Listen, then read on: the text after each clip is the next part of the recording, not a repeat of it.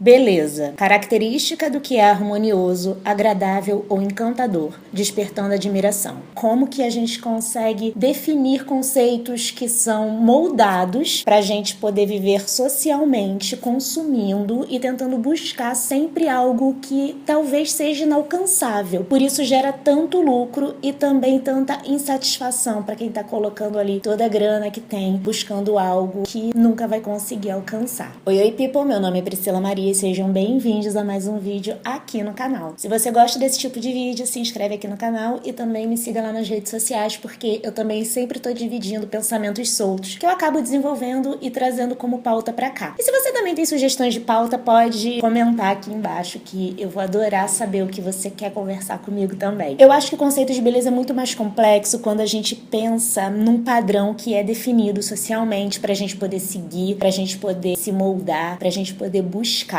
A beleza que a gente popularmente conhece, apontando de quem é bonito, quem é feio, segue muito um padrão universal, que é branco, magro. E quando a gente fala de beleza, principalmente quando tem aqueles rankings dos caras mais bonitos, das mulheres mais bonitas, não necessariamente a gente está falando do belo, porque é muito subjetivo do que a gente aprende do que é belo ou não. Sempre tá falando sobre medição de rosto, né? O tamanho, a distância de uma sobrancelha pro nariz, a maçã do rosto. Isso é tão matemático, tão cartesiano, que eu acho que não dá para definir beleza disso, né? Esses traços harmoniosos. Porque o que é harmonia? A sua cor de pele combinando com a sua cor do cabelo, tom. E aí você vai pensar nas cores que você coloca em você, que acabam despertando e acabam ressaltando diferentes partes do seu corpo. Como você destaca os seus olhos, como você destaca a sua boca, o que é mais belo e o que não é. No Capital Erótico, a gente fala muito sobre a beleza de auréola, né? Que é a beleza angelical. Que são aqueles rostos que lembram muito anjos, que lembram muito algo mais infantil. E esse tipo de beleza que abre portas. E todo mundo sabe, não vamos ser hipócritas de dizer que beleza não abre portas. E que também não acaba mantendo essas portas abertas. É muito mais fácil você entrar, mas para você se manter é mais difícil porque você tem que provar o seu talento. Sim, eu acredito nisso, mas eu também acredito que enquanto você é belo, você pode tirar dinheiro disso, você pode tirar oportunidades disso, porque as pessoas acabam se sentindo atraídas de te dizer sim sempre, dependendo de quem você é. A beleza que se torna acessível para uma grande massa, ela não serve. E aí você acaba com esse tipo de beleza e acaba colocando outra que é inalcançável. A tendência, ela é a beleza momentânea, né?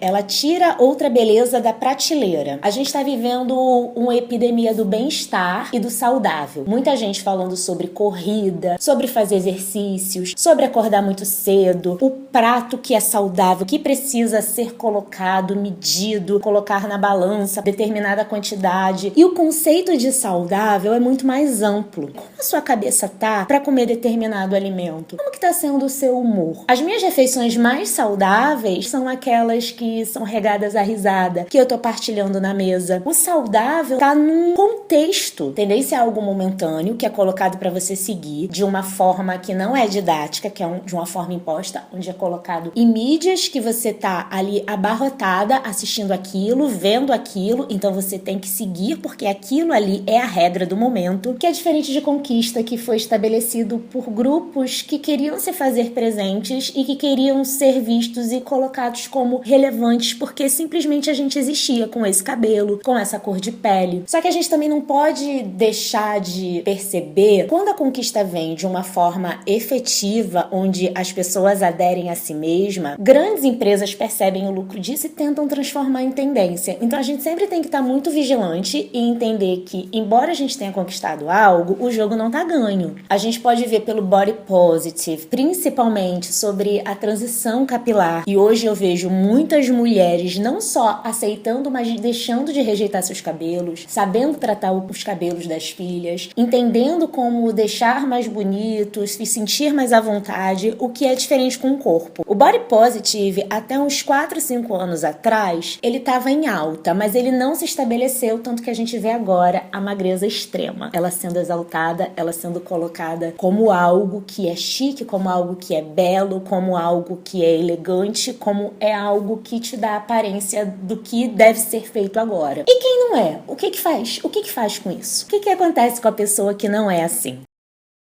Porque a gente não tá falando só de gordura, a gente tá falando de estrutura óssea, de corpo, de genética. Tudo que é voltado pra beleza feminina é voltado pra consertar. Quando você lança um shake, é pra você substituir uma refeição ou pra você colocar junto com a refeição e sentir menos fome. Quando você lança um produto capilar, é pra fechar as cutículas, é pra deixar o seu cabelo bonito, é pra corrigir algo. Quando você lança um creme anti-envelhecimento ou uma maquiagem nova que vai dar um glow na sua pele, é para você consertar a opacidade da sua pele. É sempre buscando tirar a gente de quem a gente é. Eu tô falando isso de um lugar muito pessoal porque eu sempre quis ser bonita. Eu tive corte químico porque quando eu era adolescente, da infância para adolescência, eu relaxava e eu também alisava o meu cabelo. Eu fiz cirurgia plástica e tem vídeo aqui no canal. Tem vídeo, inclusive, falando de uma reeducação alimentar que eu fiz para emagrecer há muitos anos atrás. Eu já tomei remédio, inclusive,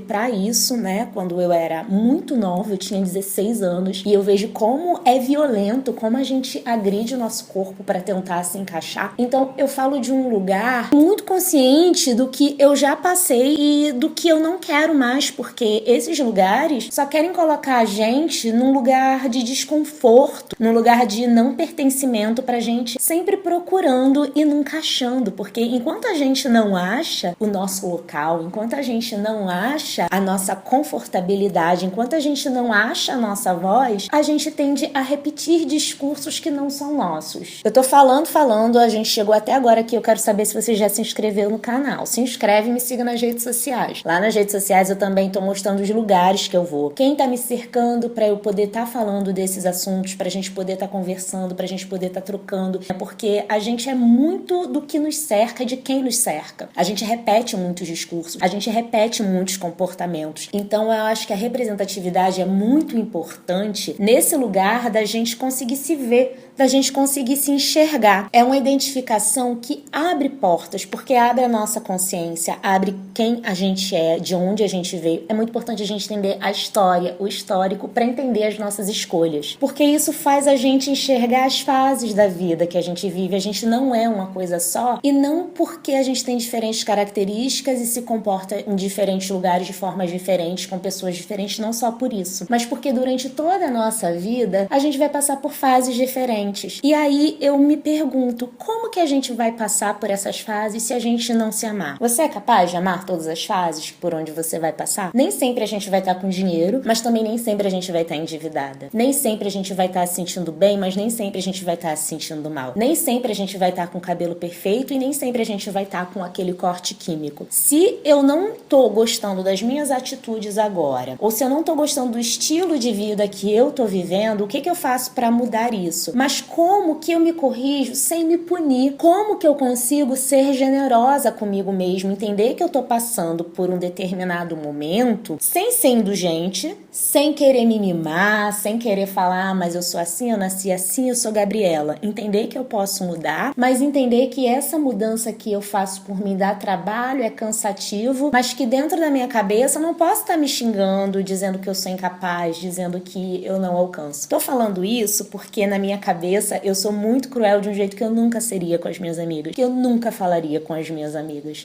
Me perdoa, meu Deus, me perdoa! Quando você olha pra trás, a gente às vezes se arrepende de determinadas coisas que a gente falou, determinadas coisas que a gente fez, e isso resultou em quem você é. Eu tenho uma tendência de ser muito generosa com a minha adolescente e com a Priscila mais nova, com a Priscila de 2 anos atrás, com a Priscila de 1 ano atrás. Eu aprendi a olhar o meu passado com muita generosidade, com muito carinho. E eu tento olhar o meu presente com esse mesmo carinho que eu tô olhando o meu passado. Porque no meu presente eu acabo me julgando muito, me punindo muito, eu acabo sendo muito severa comigo mesma. Quando eu olho pra trás eu falo, ai, mas era a maturidade que eu tinha ali e era só o que eu podia fazer naquele momento. Atualmente eu tô tentando pensar nisso. A minha maturidade agora são as escolhas que eu faço no momento. É claro que não dá pra deixar de pensar que as decisões que eu tomo agora vão impactar diretamente no futuro que eu planejei, no futuro que eu quero pra mim. Por isso eu tento ser tão disciplinada. Mas a disciplina não pode chegar nesse lugar lugar cruel, nesse lugar onde eu posso ser a minha própria vilã. Se tratar com amor é como criar um filho. Você precisa se criar. Você precisa sim ser disciplinada, mas não como aquela professora de balé que pega o bastão e bate na perna das alunas para corrigir a postura. O psicológico, ele não acompanha uma mudança tão brusca. Por isso que eu penso muito sobre essa galera que tá tomando Mounjaro, Ozempic. A bariátrica, para ela ser feita, você precisa de um acompanhamento psicológico, porque o nosso organismo, ele funciona a partir do cérebro. A mente, ela acompanha o emocional. Quando você tem um pensamento, dependendo do quanto você pensa sobre ele, ele desce pro seu corpo, ele desce pra sua emoção, o corpo tem memória. Eu queria muito que vocês dividissem comigo as experiências de vocês. Comenta aqui o que você acha, se você já teve corte químico, se você já passou por isso ou tá passando por isso. Eu espero que a gente possa conversar cada vez mais sobre esses assuntos. Eu quero trazer pra cá, eu quero falar também nas minhas redes sociais. Coisas que eu falo aqui não são só sobre mim, né? São sobre todas as experiências que eu também escuto, sobre todos os relatos que vão me contando. Então, se você quer me contar relatos também, eu vou adorar saber. Se não for aqui pelos comentários, pode ser por um ADM, pode ser por um direct. E se inscreve aqui no canal, né? Porque eu tô realmente querendo dividir mais e querendo deixar também registrado pra poder saber em que fase eu tô lá na frente, quando eu puder voltar aqui pra ver o que eu registrei, pra ver as decisões que resultaram lá na frente, o que eu fiz agora aqui atrás. Até o próximo vídeo, um beijo.